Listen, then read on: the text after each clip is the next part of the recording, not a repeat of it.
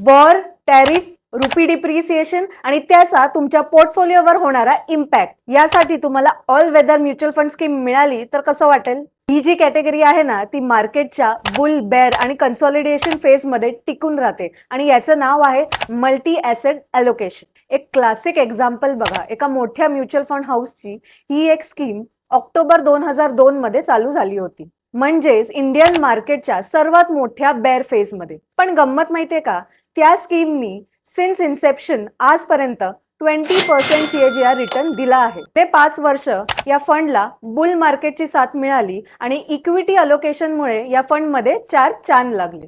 त्यानंतर या फंडने 6 वर्ष बेअर मार्केट फेस केलं आणि त्यात गोल्ड अलोकेशननी या फंडला सांभाळलं आणि त्यानंतर इक्विटी आणि गोल्ड यांनी 12 वर्ष सॉलिड परफॉर्मन्स दिला आहे.